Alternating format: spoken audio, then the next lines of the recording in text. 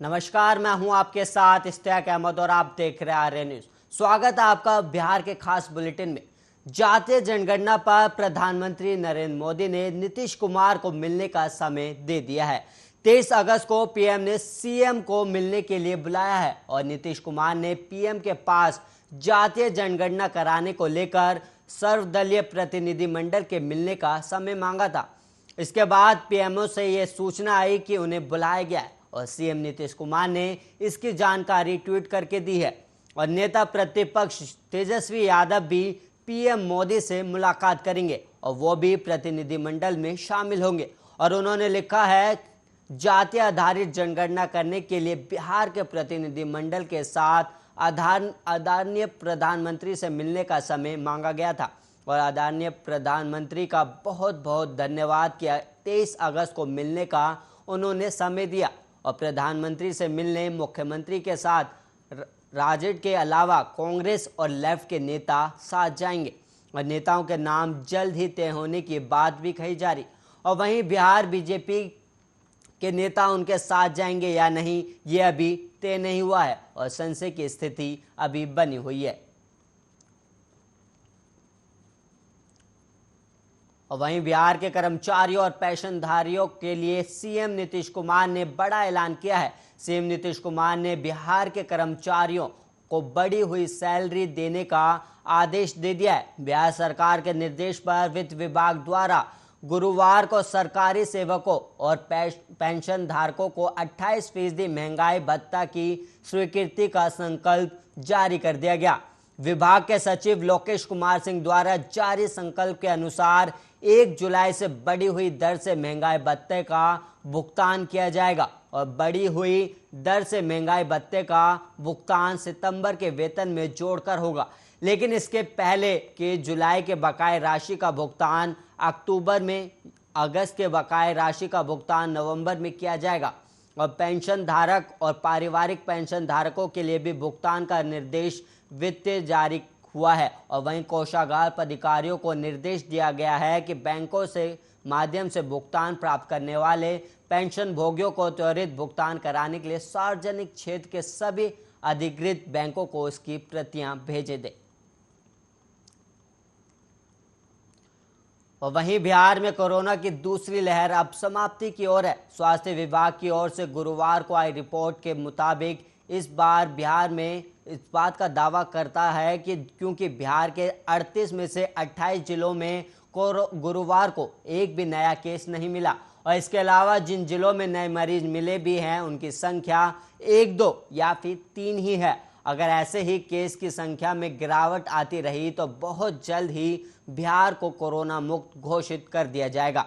गुरुवार को आई रिपोर्ट के अनुसार बिहार में कोरोना के 15 नए पॉजिटिव केस मिले और पटना और समस्तीपुर से 2-2 नए मरीज मिले हैं। और वहीं कटिहार से सबसे ज़्यादा 3 पॉजिटिव मिले, जबकि भोजपुर, दरभंगा, गया, नवादा और सहरसा, सीतामढ़ी और वैशाली से 1-1 पॉजिटिव मिले।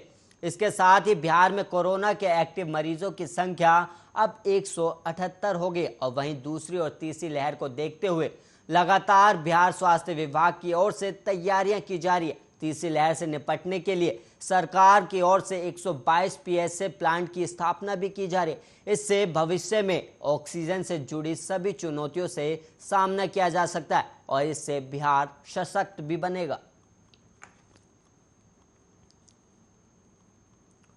और वहीं केंद्रीय शिक्षा मंत्रालय ने राष्ट्रीय पुरस्कार 2021 के लिए देश भर से चयनित शिक्षकों की सूची जारी की है, जिसमें बिहार के शिक्षक हरिदास शर्मा और शिक्षिका चंदना दत्त का नाम शामिल है।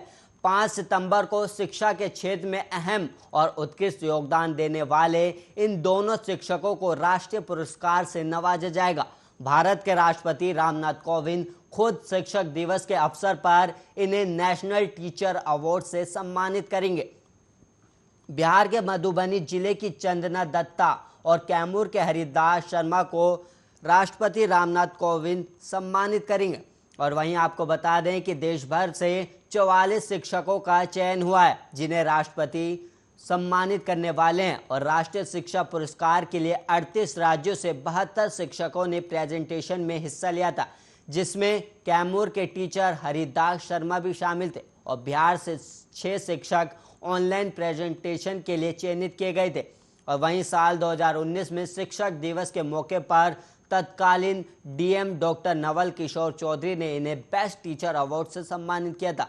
और रामगढ़ प्रखंड के गोडसरा गांव निवासी हरिदास शर्मा शुरू से ही शिक्षा के क्षेत्र में मिसाल बने हुए। विद्यालय में अनुशासन और बेहतरीन शिक्षा के साथ साथ पर्यावरण संरक्षण पर उनका जोर रहता है। और यही नहीं, उन्होंने अपने वेतन से बच्चों को ऑनलाइन पढ़ाई से जोड़ने के लिए टीवी खरीदा और खुद स्कूल परिसर को दीवारों को अपना हाथों से चित्रकारी कर सजाया था।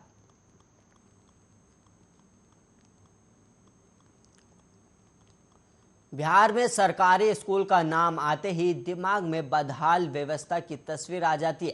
प्राथमिक विद्यालय दुजरा की हालत अलग है। यहाँ पढ़ाई करने वाले बच्चों को सीमित संसाधन के बाद भी कॉन्वेंट स्कूल की तरह तैयार किया जाता है, जिससे बच्चों के साथ उनके गार्जियन भी अलग महसूस करते हैं। एक शिक्षक की सोच ने पूरी व्यवस्था बदल दी। 5 साल पहले इस स्कूल की हालत भी अन्य सरकारी प्राथमिक स्कूलों की तरह थी। खस्ता हाल व्यवस्था में बच्चों की पढ़ाई होती थी और शिक्षक बालकेश्वर शव की तैनाती अब प्रधानाध्यापक के रूप में हुई थी, तो स्कूल की तस्वीर बदलने लगी और वो पूरी व्यवस्था बदलने में जुट गए और 5 साल में सब कुछ बदल दिया। स्कूल में मॉडल फर्स्ट एड भी है, जिसमें सभी जरूरी सेवाएं हमेशा मौजूद रहती है। मास्क और सैनिटाइजर के लिए भी सरकारी बजट का इंतजार नहीं होता और वहीं खुद के पैसे से खरीदते हैं। उनका कहना है कि बाद में विभाग से भुगतान भी हो जाता है। और वहीं बालकेश्वर साहब का कहना है कि बदलाव की सोच उनके अंदर तब आई जब उन्होंने लोगों को सरकारी स्कूलों के प्रति गलत धारणा अपनाते देखा था।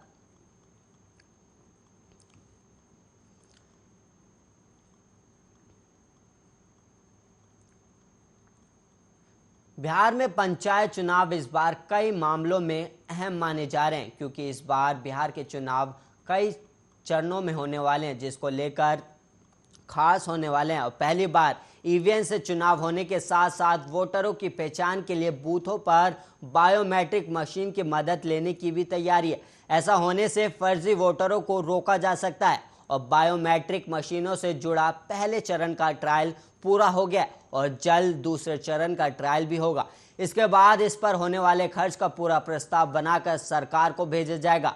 सरकारी की सहमति के बाद ही चुनाव में बूथों पर बायोमेट्रिक मशीन लगाने पर अंतिम फैसला होगा। और बिहार में वोटरों के लिहाज से करीब 1.14 लाख पोलिंग बूथ होंगे। इन पर बायोमेट्रिक मशीन के जरिए मतदाताओं की पहचान 5 तरीकों से की जाएगी। ग्राम कचहरी के दोनों पदों के लिए बैलेट पेपर से चुनाव होने हैं, इसलिए आयोग ने मतपेटिका को ठीक करने का काम जिला प्रशासन को दिया है। और वहीं जानकारी के अनुसार करीब 6.72 लाख मतदान कर्मियों को मतदान बूथ पर तैनात किया जाएगा और प्रत्येक बूथ पर औसतन 6 मतदान कर्मी होंगे। इनके अलावा पारा मिलिट्री फोर्स और मजिस्ट्रेट भी तैनात रहेंगे।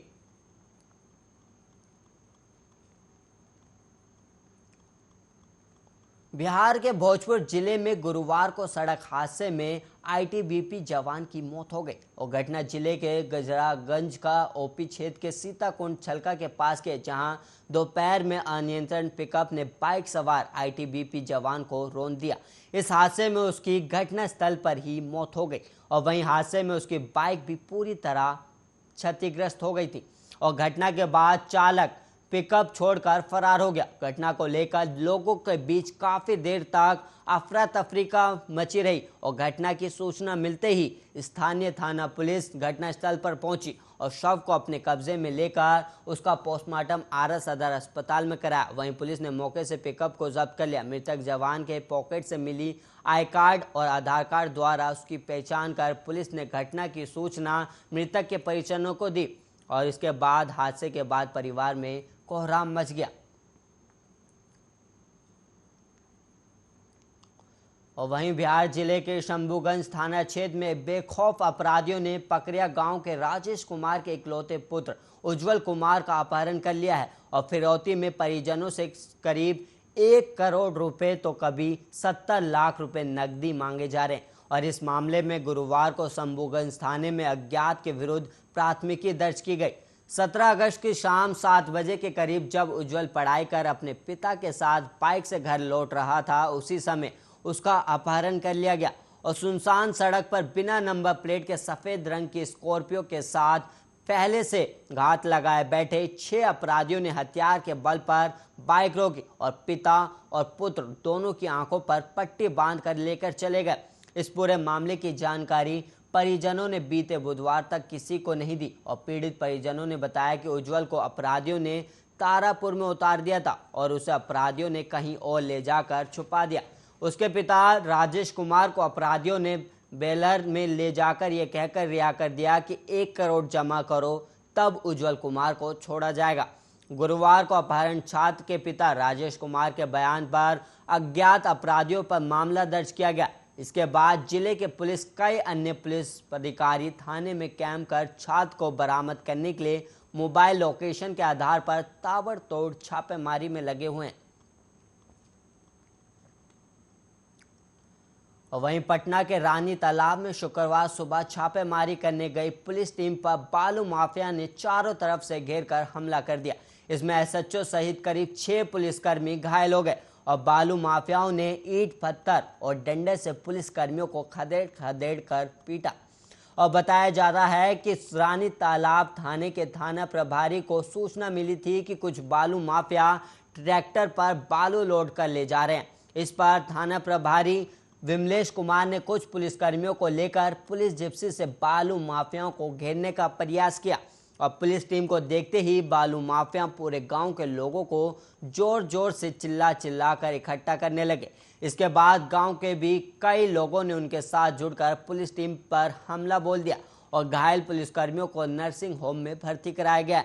और सूचना मिलते ही सिटी एसपी पश्चिम, पालीगंज डीएसपी सहित आसपास के सभी थाना प्रभारियों को घटनास्थल पर पहुंचने की सूचना दी गई और पूरे इलाके में भारी संख्या में पुलिस बल को छापेमारी के लिए तैनात किया गया है।